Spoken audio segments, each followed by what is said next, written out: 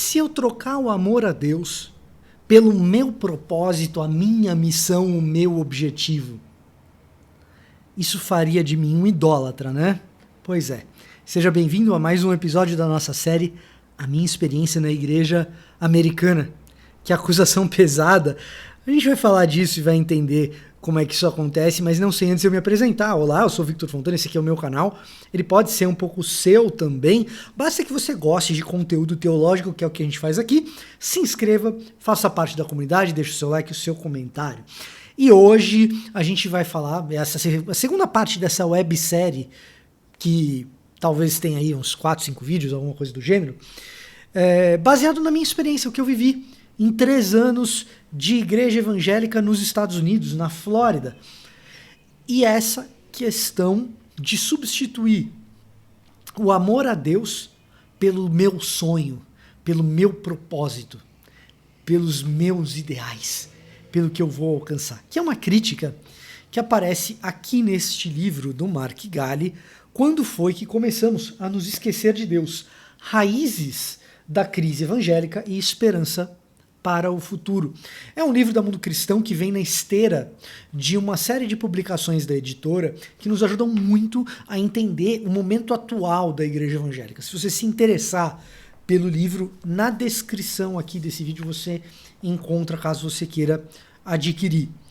Dito isso, algo que o Mark Galli diz e que eu percebi na minha experiência nos Estados Unidos com as igrejas evangélicas americanas é que a noção de ideal e sonho é algo muito presente e ganha uma espécie de linguagem religiosa no ambiente evangélico.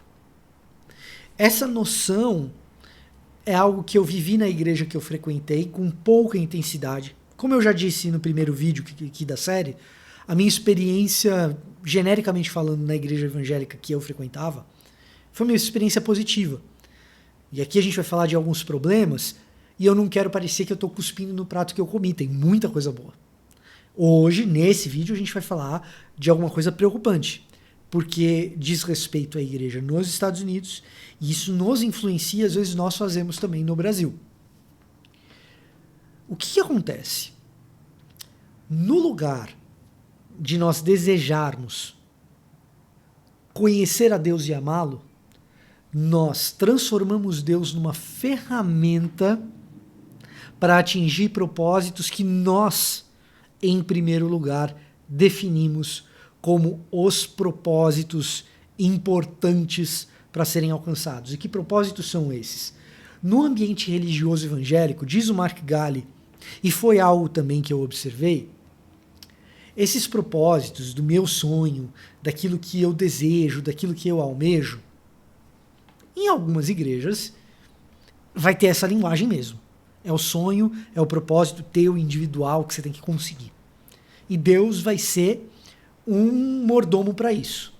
Ah, Victor, você está falando da teologia da prosperidade. De maneira mais explícita é isso. Como que a gente maqueia essa linguagem da teologia da prosperidade e traz isso para outras igrejas e isso se torna uma armadilha para igrejas que não são tão explicitamente distantes de uma boa teologia? Bom, muito bem. Você começa a falar que você está buscando um determinado tipo de transformação.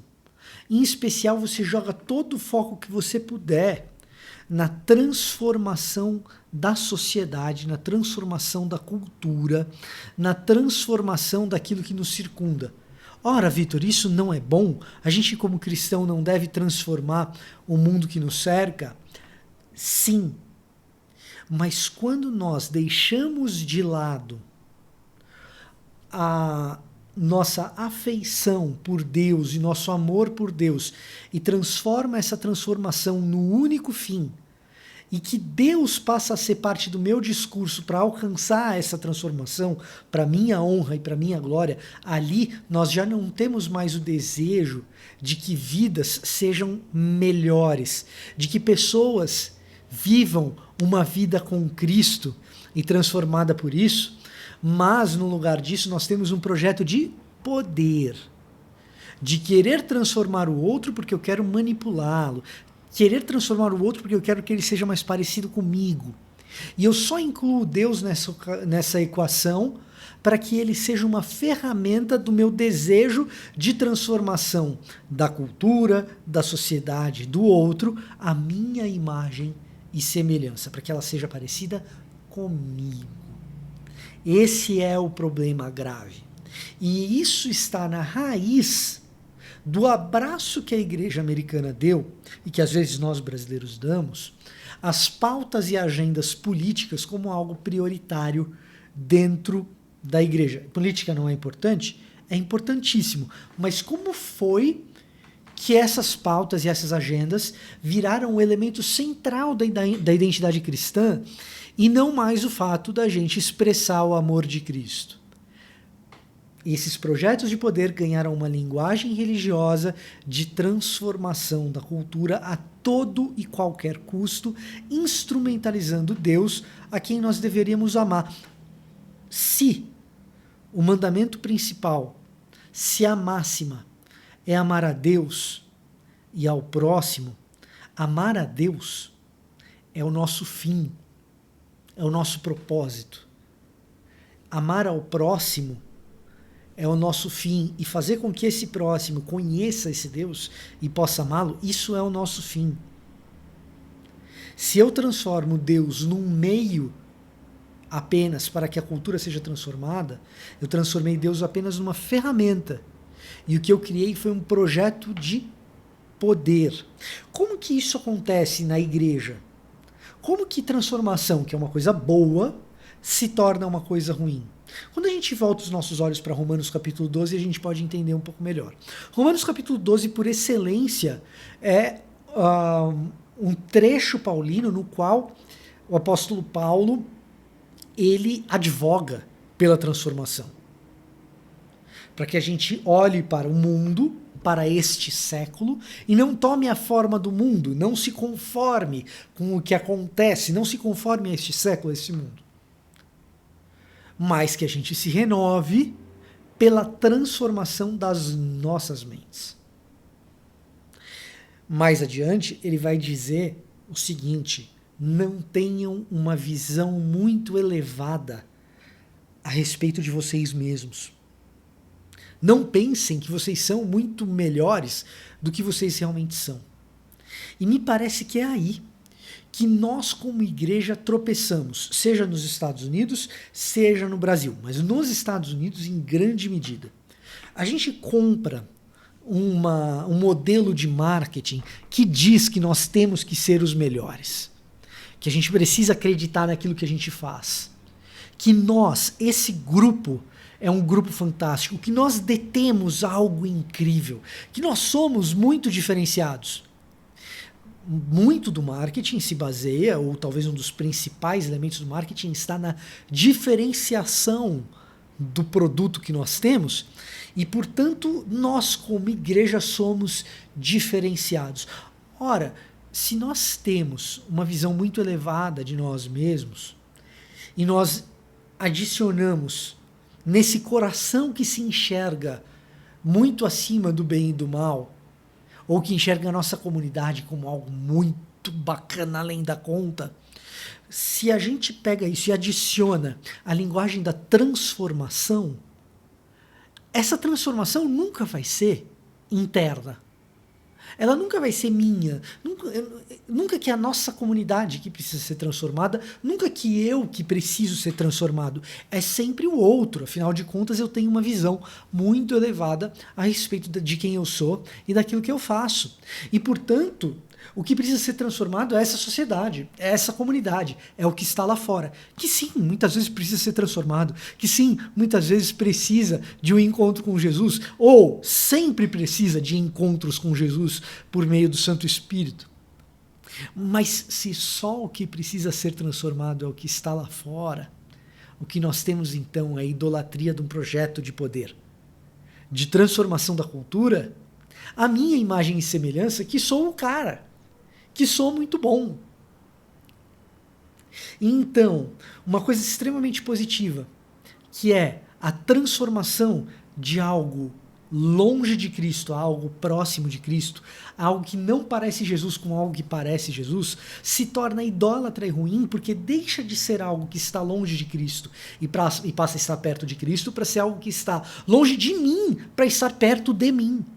Algo que era diferente de mim para ser parecido comigo. E eu não estou vivendo a transformação para ser parecido com Cristo.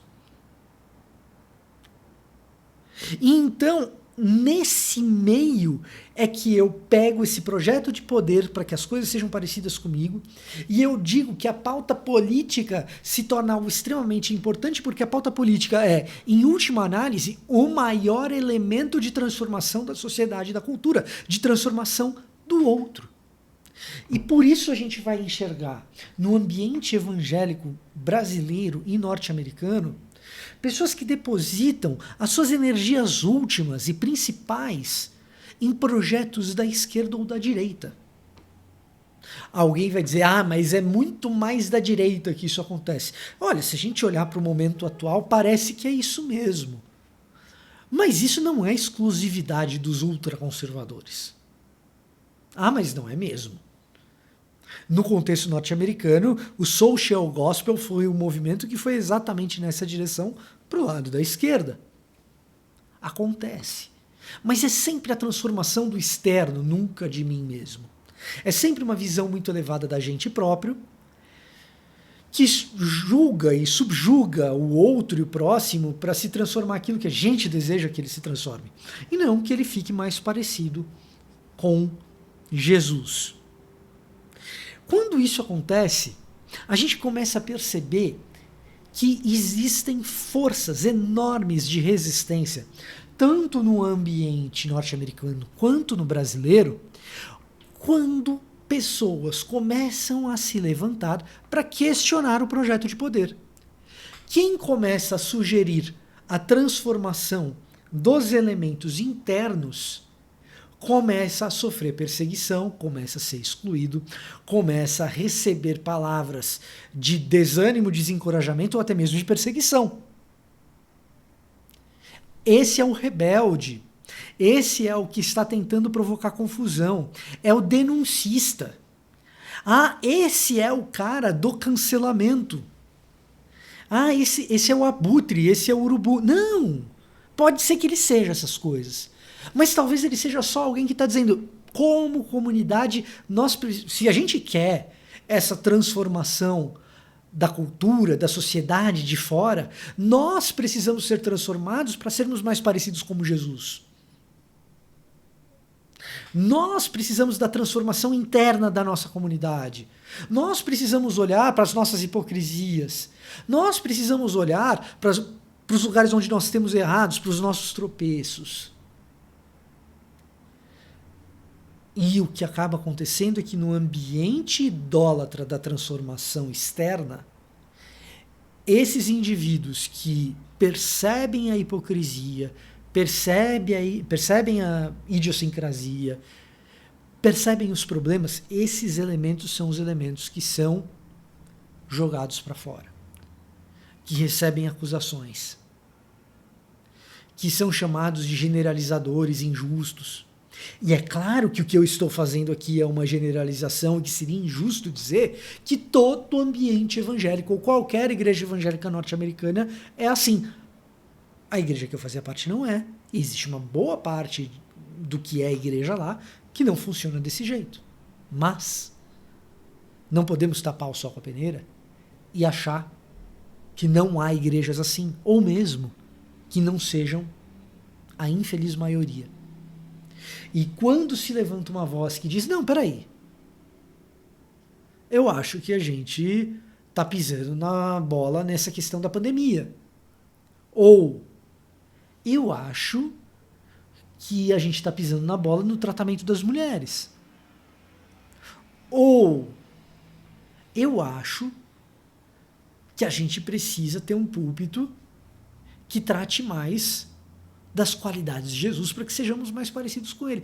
Quando alguém começa a levantar essas bolas, quando alguém diz essas coisas, e não porque acha que tem que mudar o lado de fora, mas porque olha para o lado de dentro e diz, não, antes da gente dizer algo lá para fora, a gente precisa pelo menos conversar a respeito dessas questões internas. Quando alguém começa a fazer isso, essa pessoa é excluída, difamada, enfim. São casos e mais casos disso. A gente não pode almejar transformar a comunidade sem resolver os problemas internos mais circunscritos ao microcosmo das nossas comunidades cristãs. Como é que eu vou ser o bastião da moralidade sexual se no meu ambiente, no meu contexto, aqui é hipotético, tá? Mas a gente vai falar dessa questão sexual aí nos próximos vídeos da série. Né? Mas se no meu contexto eu tenho um pastor que é imoral, eu tenho um líder que teve um problema de assédio e a gente acobertou, não tem como eu ser o bastião da moralidade sexual se internamente eu tenho esses problemas.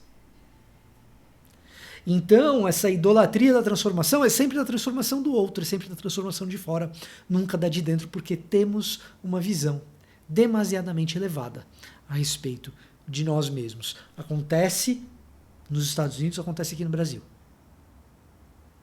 E como é sempre a transformação do outro que a gente quer, o melhor instrumento para eu exercer o meu poder sobre o outro é ocupando cadeiras no Legislativo, nos ministérios do Executivo e por aí vai. É isso que nos acontece. O que nos resta fazer? A gente pode orar. A gente pode ler mais para entender o fenômeno. Então, se você quiser dar uma passada na descrição do vídeo, lê esse livro. Tem coisas que eu concordo, tem coisas que eu discordo nele, mas a Mundo Cristão tem sido uma editora muito perspicaz em publicar obras que nos ajudem a entender o nosso momento. Essa aqui não é a única, a gente vai trazer outras aqui também. A gente pode ler a respeito, a gente pode orar, e a gente pode, sobretudo, desejar profundamente que nós mesmos sejamos transformados e sejamos mais parecidos com quem é Cristo Jesus. Se esse vídeo te edificou de alguma maneira, te ajudou a entender um pouco melhor o mundo, ou se isso tocou no seu coração de qualquer forma, o meu pedido é que você deixe o seu like e compartilhe esse vídeo. Isso ajuda demais o canal. É a única coisa que eu te peço. Deixa o seu like, compartilhe esse vídeo. Eu vou ficando por aqui e até a próxima.